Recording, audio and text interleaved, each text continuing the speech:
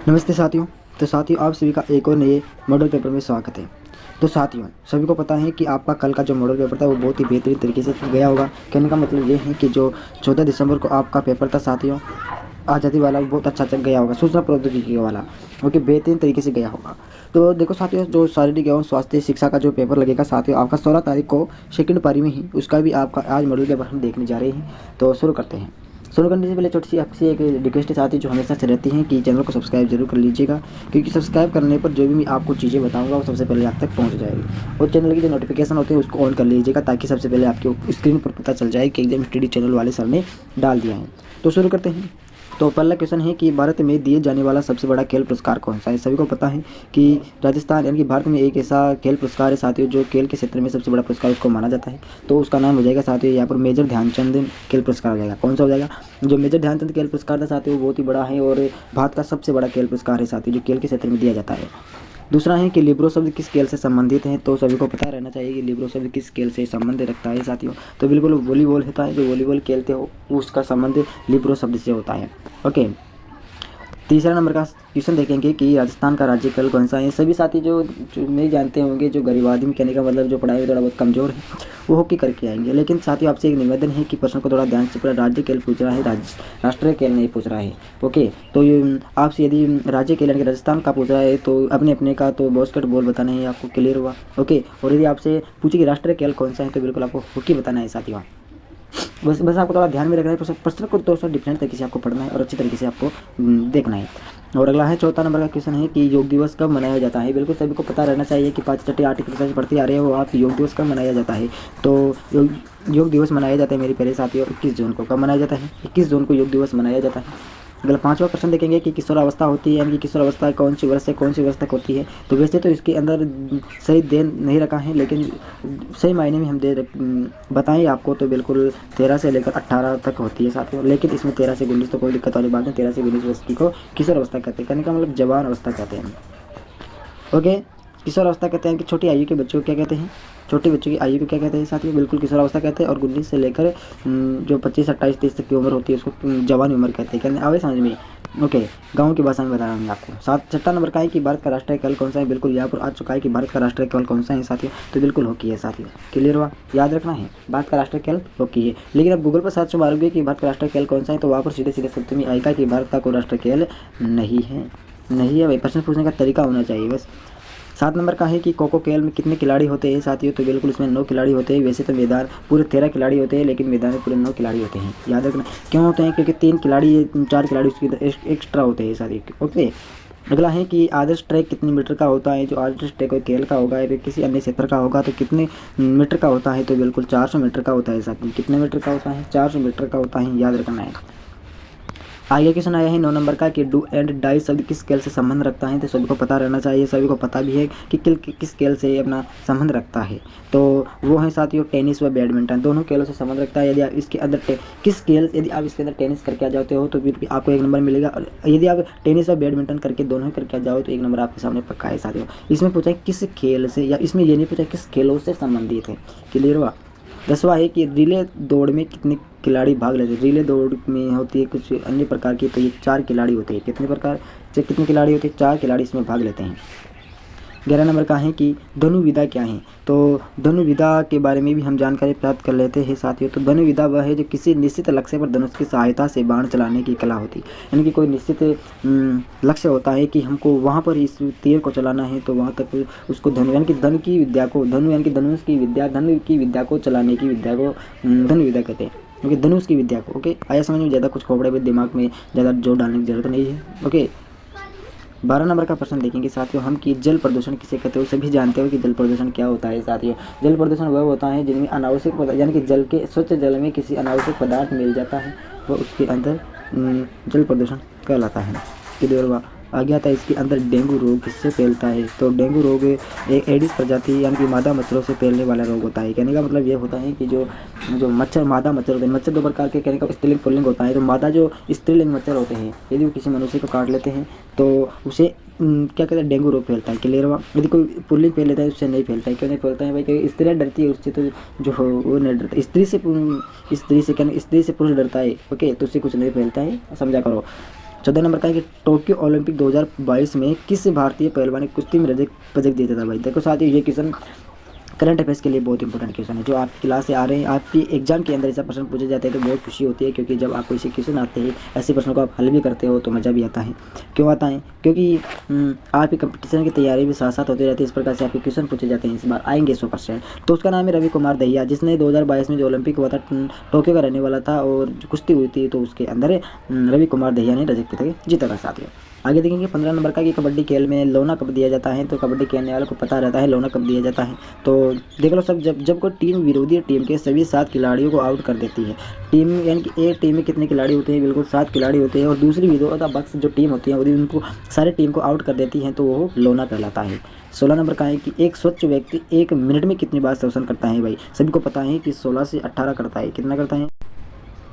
देखिए साथियों, ये रही आपके ट्रैक और इवेंट वाले जो कुछ भी चीज़ें प्रश्न का उत्तर था, ये रहा। तो इसमें पहला दिखाया गया है कि दौड़ छोटी और लंबी दूरी की दौड़ 100 से 1000 मीटर तक, 10,000 मीटर तक हो सकती है। दोबारा सुनो, दौड़ के बारे में आया है सबसे पहले कि छोटी और लंबी दूरी की दौड़ 100 से 10,000 मीटर तक हो सकती है। ओके, इस प्रकार से भी आ सकता है, इवेंट है ट्रैक के। और दूसरा इसमें आया है कि कूद के बारे में देखें तो हम ऊंची कूद हो सकती है, लंबी कूद हो सकती है, ट्रिपल जंप हो सकता है। ओके, ट्रिपल का मतलब 3 बार जंप किया, फिर जंप किया, फिर जंप किया, इस प्रकार हो सकता है। आगे की फेंकने में आ सकता है, जैसे गोला भी फेंका जा सकता है, बाला फेंका जा सकता है, डिस्कस थ्रो फेंका जा सकता है, हथौड़ा फेंका जा सकता है, बंदूक की गोली के द्वारा गोली चलवाई जा सकती है। आगे है कि संयोजन यानी कि बाधा दौड़ हो सकती है, स्टिपलाइज हो सकता है, पोल वोल्ट हो सकता है। ओके, और आगे आपके बारे में कहने का मतलब इसमें अगला पॉइंट दिया गया है कि पैदल चलना, तो रेस वॉक हो सकता है भैया। रेस वॉक समझते हो ना, वो रेस हो सकता है। आगे है कि डेकाथलॉन हो सकता है। तो डेकाथलॉन में 10 ट्रैक एंड फील्ड स्पर्धाओं को मिलाकर बनाया गया इवेंट हो सकता है। और अगला पॉइंट में दिया गया है कि हेप्टाथलॉन यानी कि 7 स्पर्धाओं वाला इवेंट हो सकता है। अगला 21 नंबर का क्वेश्चन भी हम देख लेते हैं कि संतुलित भोजन किसे कहते हैं। तो संतुलित भोजन वह कहलाता है जो स्वास्थ्यवर्धक खाद्य पदार्थों का चयन करना तथा सही अनुपात में खाना आपके आहार को गुणकारी एवं संतुलित बनाने का तरीका होता है। कहने का मतलब संतुलित भोजन वही होता है जो हमारे जो कुछ मांसपेशियाँ होता है, हमारा शरीर होता है, उसको गुणकारी भोजन मिले और कुछ शरीर में कुछ मांसपेशियों को गुण प्रदान करे, वह संतुलित भोजन कहलाता है। यह नहीं कि आप कुछ चिप्स खा रहे हो, कचौरी पकौड़ा पकौड़ी, ये सभी चीज़ करा दे साथियों। आगे है कि योग से क्या तात्पर्य, जो आप योग करते हो उससे क्या तात्पर्य होता है। तो योग से तात्पर्य यह है कि एक आध्यात्मिक प्रक्रिया है जिसका उद्देश्य आत्मा और परमात्मा के मिलन से समाधि की अवस्था को प्राप्त करना। जिस प्रकार से बड़े बड़े साधु महात्मा योग करते हैं और उनका मिलन आत्मा परमात्मा से होता है, ईश्वर से होता है, उसी तरीके से आपका भी जो योग से आत्मा परमात्मा से मिलन से संबंध बनता है, उसकी अवस्था होती है। ईश्वर इसकी समाधि के रूप में कुछ ना कुछ करता है। ओके, ज़्यादा कुछ मुझे भी मालूम नहीं है। आगे है 23 नंबर का कि विद्यालय में प्रार्थना सभा की क्या क्या उपयोगिता है। यदि आप प्रार्थना सभा में जाते हो और वहाँ कुछ सभा में बैठते हो, प्रार्थना करते हो, तो उसके क्या क्या उपयोग जीवन में लाभकारी है। चलो उसके बारे में थोड़ा डिस्कस कर लेते हैं। ये रहा साथियों आपके जीवन में जो भी कुछ चीज़ें विद्यालय से संबंधित। विद्यालय में प्रार्थना सभा का आयोजन करने से कई फायदे होते हैं। इस पहला है कि प्रार्थना सभा से विद्यालय के छात्रों में एकता का भाव आता है। एकता का भाव मतलब एक जगह बैठने का भाव आता है, एक जगह बैठने का, उठने का, ये सारी चीज़ें विद्यालय की सभा से शुरू होती है साथियों। अगला पॉइंट है कि प्रार्थना सभा से छात्रों के अनुशासन का पहला पाठ मिलता है कि छात्र अनुशासन में रहते हैं या फिर नहीं रहते हैं, अनुशासन में रहने की विधा उसको सिखाई जाती है। आगे है कि प्रार्थना सभा से छात्रों में समुदाय सहभागिता की भावना आती है। समुदाय सहभागिता यानी कि किसी भी प्रकार के समुदाय हो लेकिन सभी सहयोग के द्वारा प्रार्थना में बैठते हैं, चाहे वो मुस्लिम समुदाय से हो, चाहे हिंदू समुदाय से हो, चाहे किसी अन्य समुदाय से हो, चाहे भेरवा समाज हो, चाहे किसी प्रकार के समुदाय से आते हो, लेकिन सहयोग की भावना उसके अंदर रहती है प्रार्थना सभा से। आगे है कि प्रार्थना सभा से छात्रों को आत्मविश्वास बढ़ता है कि हाँ हम ये काम कर सकते हैं या फिर आगे करेंगे। यदि हमने वो काम नहीं किया है तो हम आगे इस काम को करेंगे। आत्मा के अंदर विश्वास हो जाता है कि हम इस काम को करने के लिए लायक हैं। और आगे बताया गया है कि प्रार्थना सभा से छात्रों में शांति, सुख और संयम रहता है। शांति यानी कि अच्छा मनोभाव रहता है, सुख अच्छी प्रकार के कोई किसी प्रकार का दुख नहीं रहता है, संयम रखता है यानी कि किसी प्रकार किसी काम को करे तो उसमें धीरज रखने का काम होता है। आगे हैं कि प्रार्थना सभा से छात्रों में आपसी समझ, प्रेम और समर्पण का भाव बताएं। आपसी समझ यानी कि आपस में वो किसी बात पर डिस्कस करते हैं और उसको समझते, उसको करने का प्रयास करते हैं। प्रेम यानी कि उनके जो मन है उसके अंदर प्रेम रहता है, किसी बात का उसके अंदर किसी प्रकार का क्रोधित नहीं होते हैं। समर्पण का भाव आता है कि किसी प्रकार की यानी कि कोई व्यक्ति होता है तो उसके ऊपर वो समर्पित यानी कि अपनी जीने मरने की कसमें खाते हैं, लेकिन यहाँ पर समर्पण का मतलब वो नहीं है। लेकिन यहाँ पर यह मतलब है कि हाँ, हम इसको ये मैं तुम्हारे लिए करता हूँ, तुम मेरे के लिए करेंगे, किसी भी कार्य को करने की निष्ठा बन जाती है, जो इसके अंदर है। और आगे देखेंगे कि प्रार्थना सभा से छात्रों को अपने जीवन में मिले आशीर्वाद के लिए ईश्वर को धन्यवाद देने की आदत पड़ जाती है। यानी किसी पर कोई व्यक्ति से सहयोग मिलता है तो उसको धन्यवाद करने की आदत पड़ जाती है। आगे की प्रार्थना सभा से छात्रों को समस्याओं का सामना भी करने में मदद मिलती है। अगला प्रश्न देखेंगे 24 नंबर का है कि व्यायाम करते समय कौन कौन सी सावधानियां बरतनी चाहिए। यदि व्यायाम कर रहे हो आप, योग अलग चीज़ है, व्यायाम अलग चीज़ है साथियों। तो व्यायाम कर रहे हो, एक्सरसाइज कर रहे हो तो किन किन बातों का आपको ध्यान रखना चाहिए, भी सावधानियां बरतनी चाहिए। चलो इसके बारे में देख लेते हैं, इंपॉर्टेंट क्वेश्चन है। चलो साथियों, व्यायाम करते समय ये बातों का ध्यान रखना चाहिए। उनमें से कुछ निम्नलिखित बातें यहाँ पर बताई गई है। पहली बात है कि व्यायाम शुरू करने से पहले किसी विशेषज्ञ से सलाह लें। यदि किसी व्यक्ति अभी व्यायाम करना चाहते हो तो कोई बड़े व्यक्ति से जो व्यायाम करता हो रोजाना, उससे आपको सलाह लेनी चाहिए कि मैं किस प्रकार से व्यायाम करूँ, या फिर मुझे व्यायाम करना चाहिए या फिर नहीं करना चाहिए। व्यायाम हमेशा नियमित और क्रमबद्ध तरीके से करना चाहिए। नियमित रोजाना करना चाहिए और क्रम से करना चाहिए कि यह नहीं कि आप पहले व्यायाम 8वें में कर रहे हो और 8वां व्यायाम आप पहले स्थान पर कर, इस प्रकार से नहीं करना है। आगे है कि व्यायाम करते समय प्रसन्न चित्त रहे और तनाव न ले। प्रसन्न चित्त यानी कि हमेशा प्रसन्न रहे, किसी बात का दुख नहीं ले। जीवन के अंदर यदि व्यायाम करते हो तनाव न ले, दुख नहीं ले। यदि हम किसी चीज़ की दिक्कत है तो हम व्यायाम करते समय उस चीज़ का जिक्र कर रहे हैं कि मुझे इस प्रकार का देखे, मैं क्या करूँ, ये नहीं, अभी सब प्रसन्न चित्त रहना चाहिए। और अगली लाइन है कि व्यायाम हमेशा साफ सुथरी और प्राकृतिक जगह पर करें। आप ये नहीं कि यदि आप किसी सोच करने जा रहे हो और वहाँ पर व्यायाम करने लगे, नहीं, वैसा ना करें। साफ सुथरी बिल्कुल अच्छा जगह पर हो, प्राकृतिक अच्छी हवा चलती रहो, जो चिड़िया चहकती हो, वो ऐसे स्थान पर जाओ कि जहाँ अच्छी प्रकार की खुशबू आती रहे। अगली लाइन है कि व्यायाम करते समय ढीले ढाले कपड़े पहने। बिल्कुल ढीले ढाले कपड़े पहनने चाहिए। उल्ले उल्ले यदि आपके 8 नंबर के कपड़े आ रहे तो 20 नंबर के कपड़े पहनो। यदि फिल्मों के अंदर पहनते हैं ना कि जो स्त्री या पुरुष होते हैं नाइटी पहनते हैं, इस प्रकार से खुले खुले कपड़े, उस प्रकार से कपड़े को आप सोचोगे कि सर पता नहीं क्या देखते हैं, देखो फिल्म देखते रहते हैं तो आ जाते हैं। आगे है कि व्यायाम करने से पहले मूत्राशय से और आंत खाली कर ले। यानी कि मूत्राशय यानी कि जब यदि पेशाब लग रहे हो तो पेशाब को खाली कर लीजिएगा। आंत खाली करने का मतलब है तो सोच करने के बाद ही व्यायाम करना चाहिए। ये नहीं कि आपको सोच लग रहा हो, मिनटा लग रही हो और करने लग जाओ, इस प्रकार नहीं। और आगे है कि व्यायाम करते समय उचित सांस ले। अस्थिर, छोटी या भारी सांस लेने से शरीर पर तनाव बढ़ सकता है। उचित सांस, बिल्कुल धीरे धीरे सांस लो, किसी प्रकार की दिक्कत हो नहीं चाहिए। स्थिर सांस बिल्कुल जैसे आप सांस ले रहे हो वैसे सांस लीजिएगा। छोटी या फिर भारी जो आंत होती है उनमें आपके शरीर में तनाव हो सकता है। साथ ही बिल्कुल विशेषज्ञ से सांस लेना चाहिए, वो जैसे आपने नियम बताया उस प्रकार से करना चाहिए।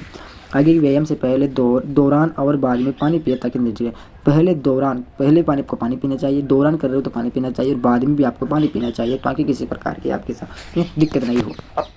आगे बताया गया है कि अगर शरीर में दर्द हो तो व्यायाम न करें। यदि आपकी किसी प्रकार की आपके घुटनों में, पैरों में दर्द हो तो आपको व्यायाम नहीं करना चाहिए। फिर आपको फिर भी विशेषज्ञ या फिर डॉक्टर से सलाह लेनी चाहिए।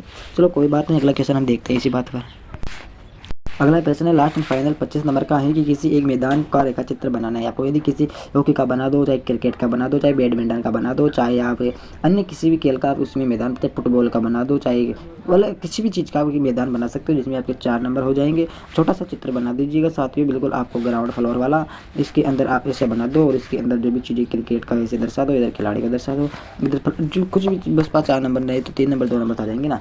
चलो तो साथियों इस प्रकार का आपका मॉडल पेपर आएगा, बस आपको घबराने की बात नहीं है। बिल सारे तो शिक्षक का तो है, ज़्यादा नंबर भी नहीं जुड़ने वाले इसके आपके वार्षिक के एग्जाम के अंदर। बस ये चीज़ है कि बस पेपर देना इंपॉर्टेंट रहता है, क्योंकि शतरंज भेजने वाले जो अध्यापक हैं वो आपका कि वो सोचे कि यहाँ शायद दिया है भाई इसने इस एग्जाम का पेपर भी दिया है, ये नहीं कि इसने दिया ही नहीं। शतरंज कहाँ से भेजे, जो आपके 20 नंबर आएंगे। और इस बार राज्य स्तरीय पेपर है साथियों, राज्य स्तरीय पेपर।